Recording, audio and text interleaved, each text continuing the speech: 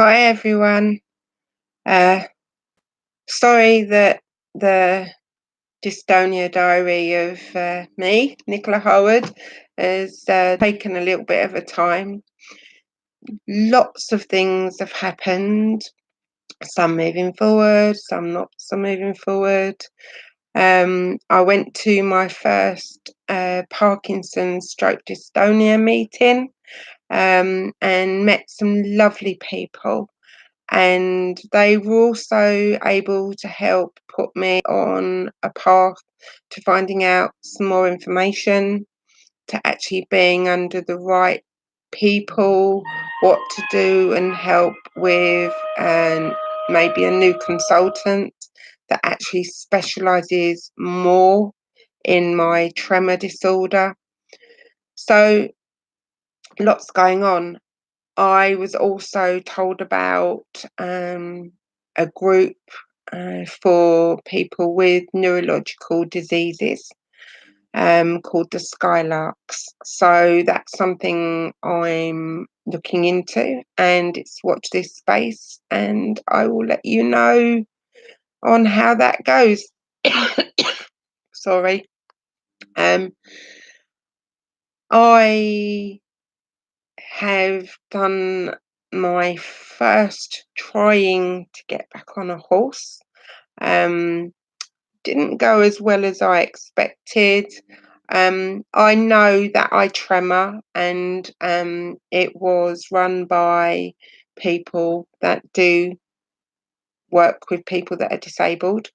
Um, I thought that I would at least be able to just sit on the horse without tremoring.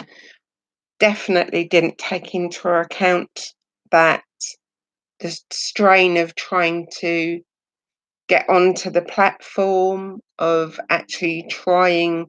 I had to have help to lower me down from the platform onto the seat saddle, and I was tremoring while I was actually sitting in the saddle. Um, Eventually my tremor started calming down, but I didn't take into account how my brain would deal with the variables.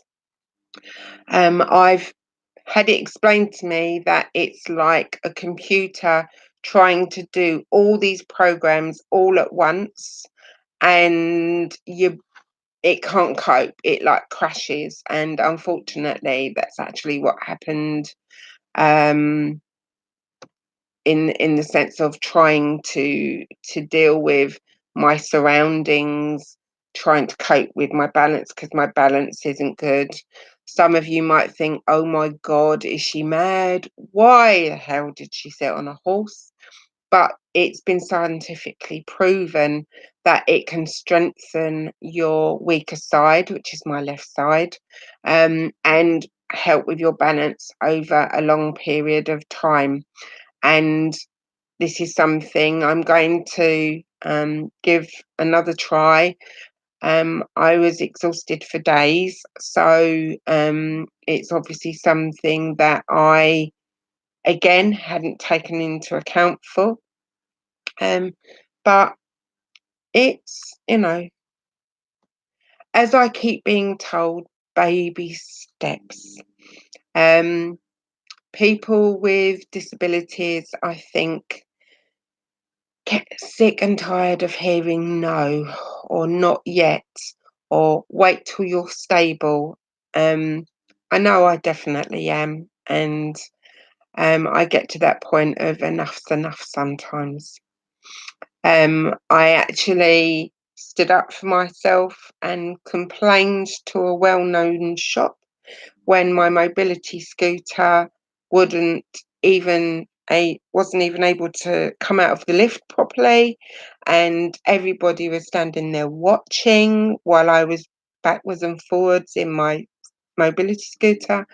And it's that embarrassment, um, because I was starting to get anxious. I was tremoring even more. Um, Sometimes people think I'm fitting because I'm tremoring, and it's not the case. But if people don't know this disease is here, how do they know how to deal with it? I've started carrying a little piece of paper with all my conditions, all my medication, but I am in the process of looking for a medical band um, to see, how I can inform people.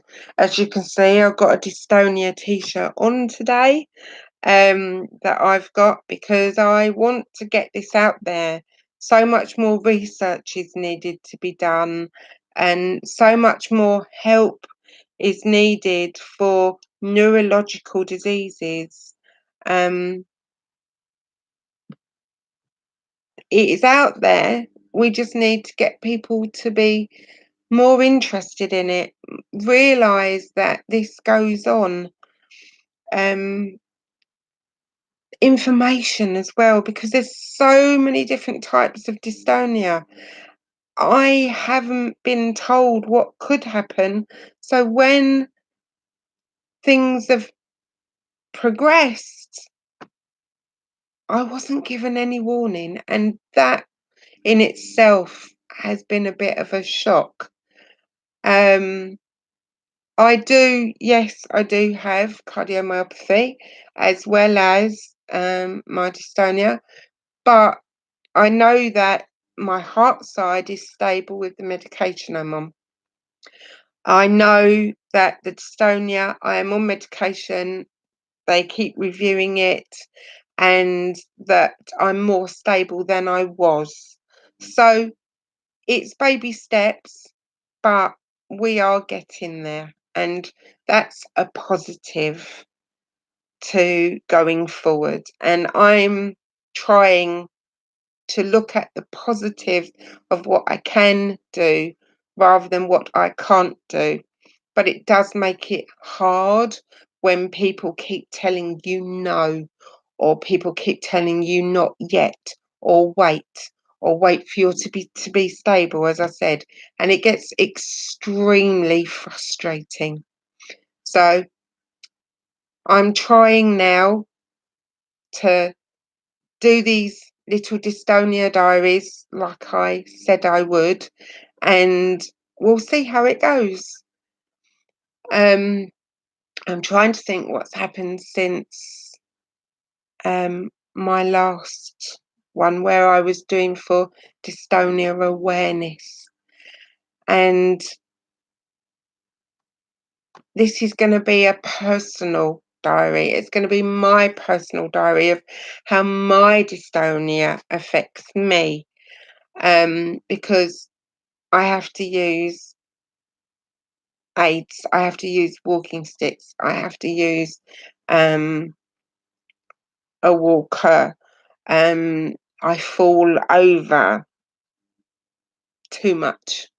Um, but even when I'm on the mobility scooter, it's the tiredness, um, knowing your limits. I will plan now if I am going out for a day.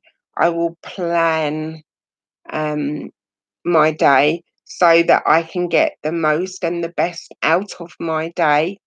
So my tip for my dystonia diary for today is plan ahead.